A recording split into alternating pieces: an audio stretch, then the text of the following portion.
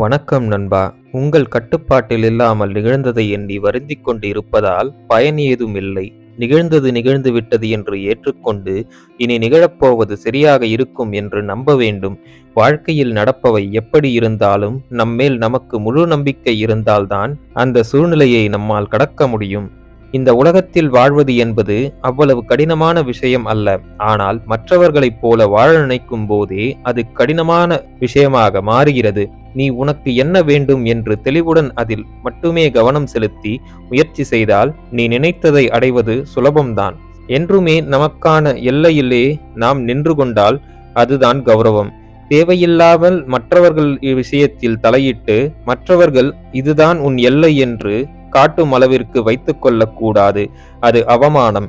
உன் எல்லையிலேயே நீ உணர்ந்து செயல்பட்டால் அதுவே உனக்கு தன்மானம். நம் மனம் பக்குவம் அடைந்தால் எல்லோரையும் புரிந்து கொண்டு நடந்து கொள்ளலாம் என்று நினைக்காதீர்கள். பக்குவப்பட்டாலும் ஒரு சிலரை நம்மால் புரிந்து கொள்ளவே முடியாது. அவர்களை அப்படியே விட்டுவிட்டு உங்களை நீங்களே புரிந்து கொள்ள முயற்சி செய்தால் வாழ்க்கையில் உயரலாம். இங்கு அனைவரின் வாழ்விலும் இன்று என்று ஒன்றை கொடுத்ததற்கு காரணம் நேற்றைய தவறை எண்ணி வருந்துவதற்காக அல்ல. நேற்றைய தவறுகளை சரி செய்து இன்று உன் வாழ்க்கையில் முன்னேற முயற்சிப்பதற்காகவே.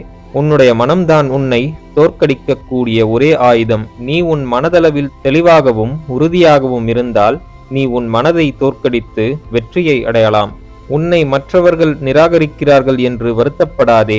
ஒரு துணிக்கடையில் பல மனிதர்கள் வேண்டாம் என்று நிராகரித்த ஒரு துணியை ஒருவர் மிகவும் பிடிக்கிறது என்று தேர்வு செய்கிறார். உன்னை பிடித்து உன்னை ஏற்றுக்கொள்ளும் மனிதர்களும் இங்கு உள்ளனர் என்பதை முதலில் முழுமையாக நம்ப வேண்டும். உன் மனசாட்சிக்கு முதலில் நீங்கள் நல்லவனாக வாழப் பழகுங்கள். உங்கள் மனசாட்சிக்கு நல்லவனாக வாழ்ந்தால் பிறருக்கும் நீ நல்லவனாக திகழ்வாய். உலகம் உன் மீது அன்பு செலுத்தும். பரவாயில்லை, பார்த்து கொள்ளலாம் என்ற மனநிலை எத்தகைய பிரச்சனைகளையும் கடக்க உதவுகிறது. நடப்பவைகளை அப்படியே ஏற்றுக்கொள்ளும் மனப்பக்குவம்தான் உனக்கு நிம்மதியை தரும். உன்னுடைய கவலைகளும் வருத்தங்களும் ஒருபோதும் உங்களுக்கு வெற்றியை தருவதல்ல. மாறாக அது வெற்றியடையும் வாய்ப்பை உங்களிடமிருந்து அகற்றி விடுகிறது. ஆனால் கவலைப்படாமல் உங்கள் முயற்சியில் மட்டும் கவனம் செலுத்தினால் வெற்றி உன்னை தேடி வரும். நமது வாழ்க்கையில் கடந்து வரவே முடியாது என்று நினைத்த பல விஷயங்களை நாம் கடந்து வந்திருக்கிறோம். இன்று நாம் இருக்கும் சூழ்நிலையும் நிச்சயம் மாறும். இதுவும் கடந்து போகும். பொறுமையாக இருக்க வேண்டும். இந்த உலகத்தில் நல்லவனாக நடிக்கும் மனிதர்களே அதிகம். ஆனால் உண்மையில் நல்லவர்களாக வாழும் மனிதர்கள் மிக மிக குறைவு. தன் மனதிற்கு நல்லவனாக வாழும் மனிதனே சிறந்த வாழ்க்கையை வாழ்கிறான். நீங்கள் உங்கள் வாழ்க்கையை எப்படி வேண்டுமானாலும் சுதந்திரமாக வாழலாம். ஆனால் உங்களால் மற்றவர்கள் பாதிக்கப்படக்கூடாது.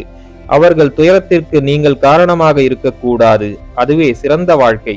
நீ அடைய வேண்டிய இலக்கு உனக்கு மிக மிக அவசியம் என்றால் அந்த இலக்கை நோக்கிய பாதை எவ்வளவு கடினமாக இருந்தாலும் அதில் சென்று போராடி வெற்றி பெற வேண்டும். அத்தகைய வெற்றியே உங்களுக்கு பெரும் மகிழ்ச்சியை தரும். மாற்றம் என்பது எளிதான விஷயமே அல்ல. அது உங்கள் வாழ்க்கையில் உயர்வதற்கு மிக மிக முக்கியமானது. எனவே மாற்றத்தை எதிர்கொள்ள தயாராக இருக்க வேண்டும்.